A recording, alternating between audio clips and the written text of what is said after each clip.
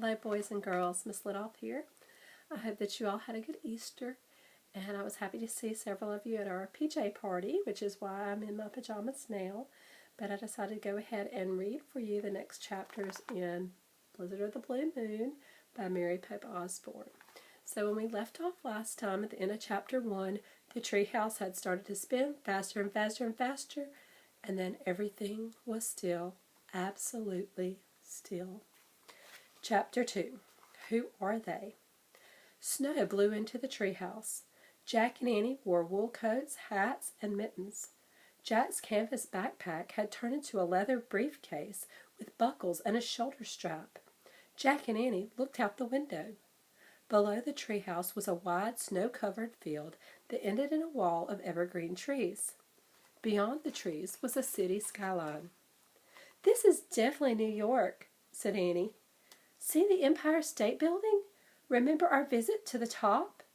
She pointed to a faraway building that rose above the others. "This must be Central Park. I remember that big field." "Yeah, I do too," said Jack. "But we've landed in New York in 1938. It was different back then." And there's a picture of where Jack and Annie are at. What they see from the treehouse. He opened the research book and read from the introduction. The city of New York is the largest city in the Western Hemisphere. It covers an area of 322 square miles. Jack closed the book. "Whoa! Even in 1938, New York was a huge city," he said. "This is going to be like looking for a needle in a haystack." "I'll read our mission poem again," said Annie. She read the first verse aloud. "The very last unicorn is now hidden well by those who have put him under a spell." "Okay, so this unicorn was put under a spell," said Jack. "And he must be hidden somewhere in New York, or Merlin wouldn't have sent us here." "Right," said Annie. She read the next verse. "4 centuries, 4 decades from that afternoon, at the end of November, before the blue moon." "What's a blue moon?" asked Annie, looking up. "I've heard that expression before." "It's when you have 2 full moons in the same month," said Jack. "It doesn't happen very often." "Oh," said Annie. She read on. "He will wake once more and be free to go home if you call out his name, Divine Flower of Rome." "Wait, does that mean the unicorn's name is Divine Flower of Rome?" asked Jack. "I guess," said Annie. She read on. "You must coax him to stand once his name is spoken, his chain will break, and the spell too be broken. Then a young girl must love him and show him the way, lest he be trapped forever on public display. If he loses this chance to rise and depart, all magic will fade from his horn and his heart." "So I'm the young girl," said Annie.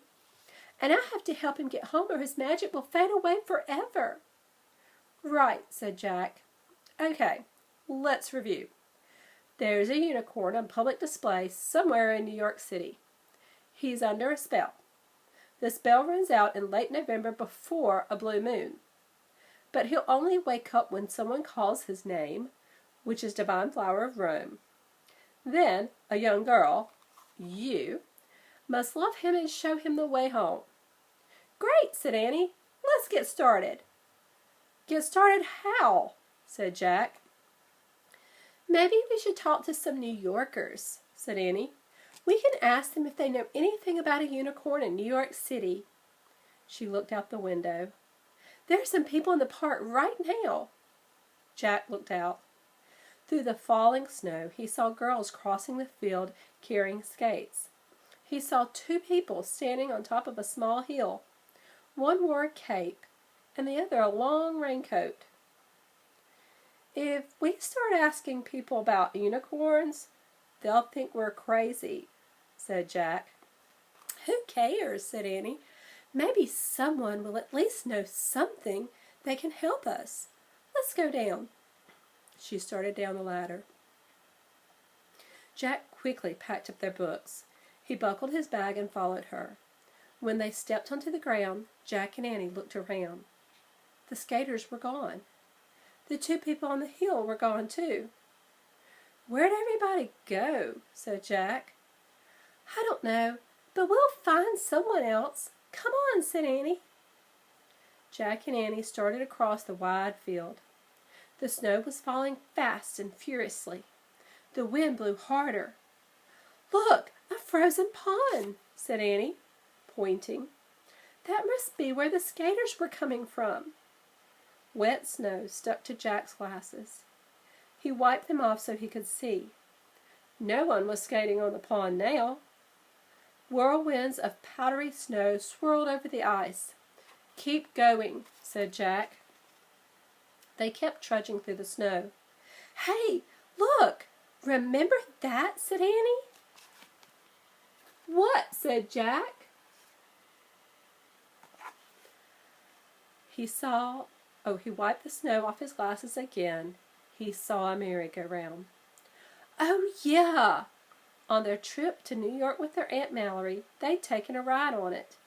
But now the riderless painted horses looked sad and lonely. "I feel like we're the last living creatures in Central Park," said Jack. "Which way do we go now?" asked Annie. "Which way did we come from?" It was hard to see anything in the white haze of the falling snow. The buildings bordering the park and the skyscrapers in the distance had disappeared. "Let's see what our book says," said Jack.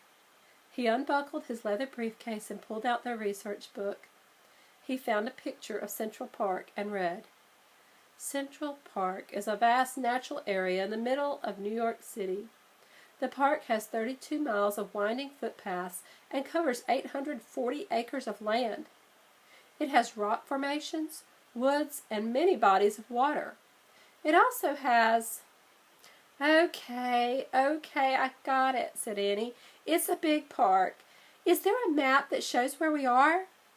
Jack tried to read from the index, but the wind and snow made it impossible.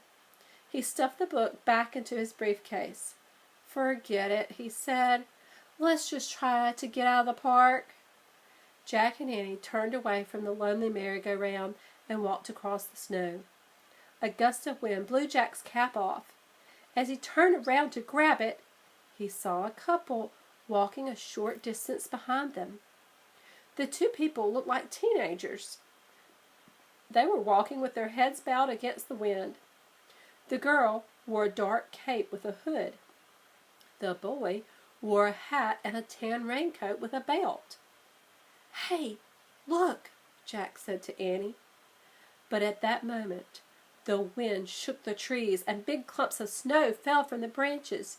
Jack and Annie ducked and covered their heads. When the wind died down, Jack looked around for the couple. "They're gone now," he said. "Who's gone?" said Annie. "Who did you see?" "Two teenagers, I think," said Jack. "A boy and a girl. We saw them earlier from the treehouse. I think they might be following us." "Wait a second," said Annie. "Two teenagers? A boy and a girl? Following us? Who does that remind you of?" A big smile crossed Jack's face. "Teddy and Kathleen," he said. "Think about it," said Annie.